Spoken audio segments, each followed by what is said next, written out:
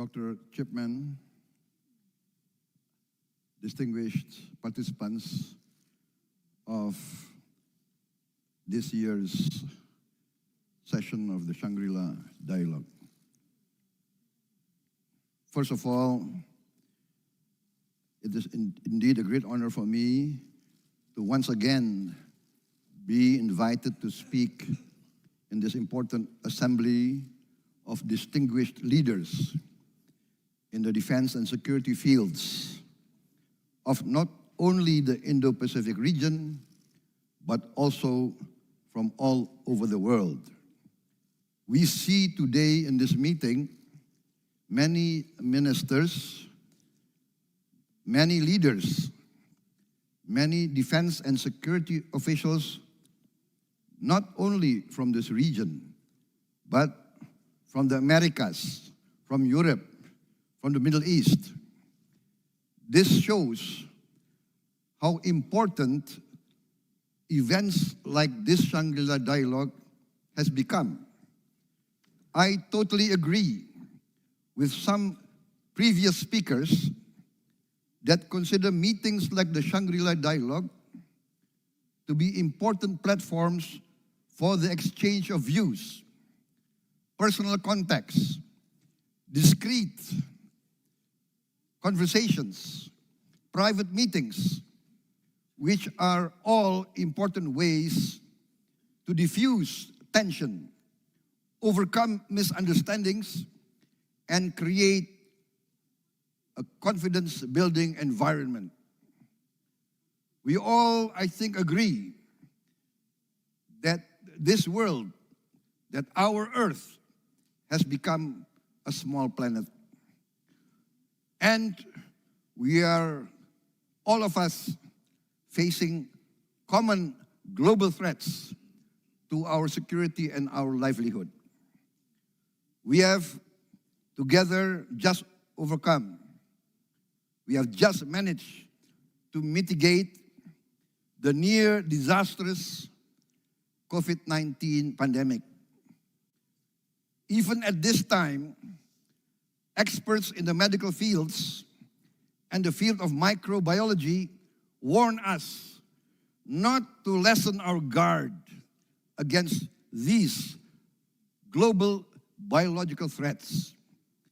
My friends in the medical field warn me that there are now new mutations of the original COVID-19 virus appearing again. Distinguished friends, participants, these are but a few examples, some examples of the universal threats, that we will face, all of us, in this small planet of ours. Also, experts warn us that we face, in the near future, in this 21st century, crisis in energy, in water, and of course, in food supply and food security. It is imperative for us to overcome our geopolitical rivalries, our territorial disputes, through dialogue, negotiations, and win-win solutions. The Asian tradition of compromise is, I think, not really only an Asian tradition. Historically,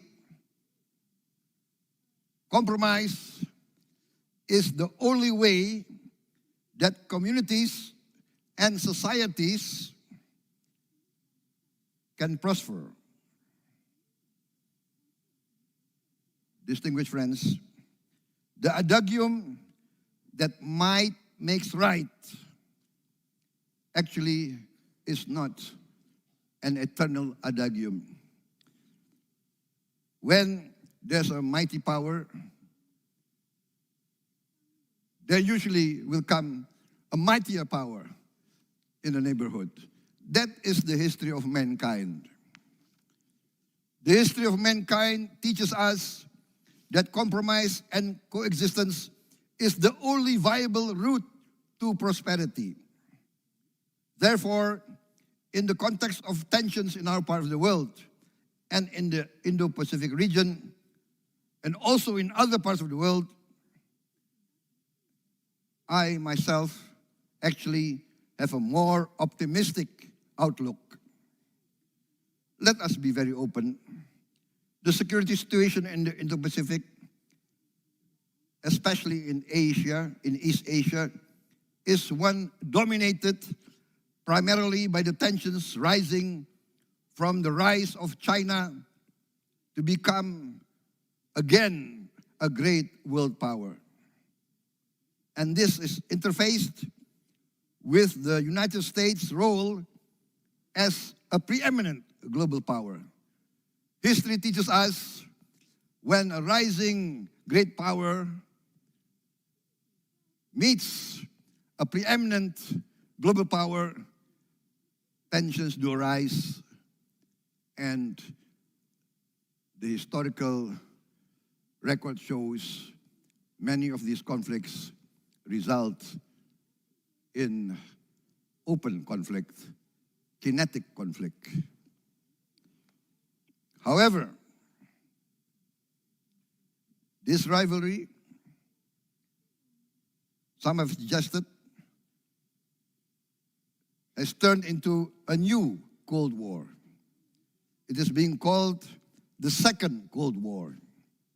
And in this so-called new Cold War, as in all wars, whether hot or cold, the danger of catastrophe is always near, especially in this age of ours, this age of advanced science and technology, of artificial intelligence, quantum leaps, in new discoveries, in new technologies.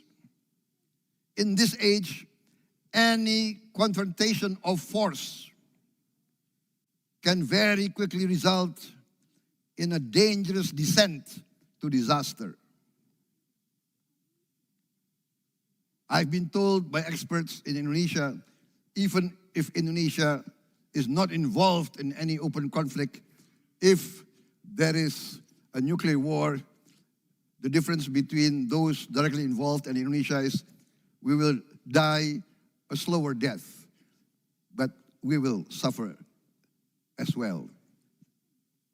However, I am of the opinion that the leaders of the two leading powers in this great rivalry are actually wise leaders. I am of the opinion that they are aware of the burden they have on their shoulders. I am sure they must feel the weight of this burden. They are also very aware of the great history of their nations and their civilizations. China has a long and great history, maybe the longest recorded history of mankind. China has been and will surely continue to be a great civilization. The United States is also part of the Western civilization. This Western civilization has also given humankind Renaissance and the Enlightenment. Science, new discoveries that have improved the livelihood of humankind. Both these great civilizations, the Chinese civilization and the Western civilization at present now being led by the United States, have contributed to the great advance and progress of humankind. Therefore, I am convinced that the leaders of both China and the United States and the West will resolve these conflicts through compromise, cooperation, and with humanism, resulting in a peaceful resolution of their differences. I am confident that through leadership and wisdom, great statesmanship will prevail amongst the leaders of these great powers. Perhaps I can be considered one of the eternal optimists, but I do not deny that I'm an optimist, because the only alternative to an optimistic view is one that I do not dare to consider. This is, I think, not only my hope, but the hope of many around the world. I would like now also to address the conflict in Europe, that is Ukraine-Russian conflict. I address this because I see many of our European friends present here in this forum. Yes, the Shangri-La Dialogue has been in the past focused primarily on the Indo-Pacific region. But the presence of so many of our friends from Europe testify to the fact that security in the Indo-Pacific is affected by security and the situation in Europe, and vice versa. As I said, our planet has become smaller. What happens in Ukraine affects the livelihood of all the peoples of the world. The price of energy has gone up. The price of food has gone up. This has resulted in much suffering for many peoples of the world. Therefore, I would like to put forward the proposition that is not out of context for us to try to contribute to the resolution of the Ukraine-Russia conflict. I therefore would like to take this opportunity to urge, to recommend with utmost urgency for our brothers in Ukraine and in Russia to come as soon as possible to a cessation of hostilities. I propose that the Shangri-La Dialogue find a mode of declaration urging both Ukraine and Russia to immediately start negotiations for peace. This declaration should be voluntary from all participants here representing their various countries. But I propose the general outline of the peace plan as follows. First, a ceasefire in place. That is, a cessation of hostilities in place at the present positions of both conflicting parties. Two, withdrawal 15 kilometers each from their forward positions to a new demilitarized zone. Three, the United Nations Monitoring and Observer Force to be immediately formed and to be immediately deployed along this new demilitarized zone. Five, the United Nations should organize, carry out, and execute a referendum in the disputed territories to ascertain objectively the wish of the majority of the inhabitants of the various disputed areas. And I would like to declare at this present moment that Indonesia is prepared to contribute military observers and military units under the peacekeeping auspices of the United Nations. These steps, I think, has proven in history to be effective. Let us not here put blame on any side. There are always two versions to any conflict. Both sides feel strongly of their righteousness. But for the security of the world, for the safety of the innocent, we have to achieve cessation of hostilities as soon as possible. I refer to historical examples. In Korea, a big and massive conflict was resolved by a cessation of hostilities and a demilitarized zone. Yes, the conflict in Korea has still to be resolved permanently. However, for at least 5 decades, we have had some sort of peace, which is much better than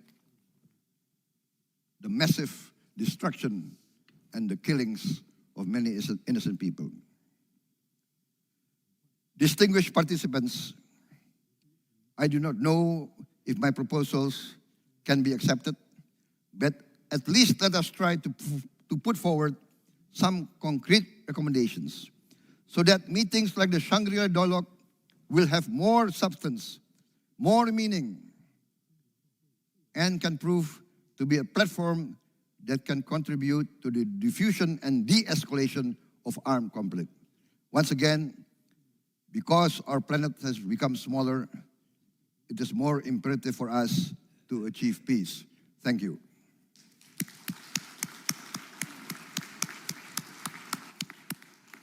Thank you, Minister Prabowo, and you open up lots of things for discussion, and it is unambiguously the case that everyone, I think, in this room will agree with your principal proposition that peace and security in the Euro-Atlantic area are intimately connected to peace and security in the Indo-Pacific zone. Minister, the floor is yours. Thank you very much.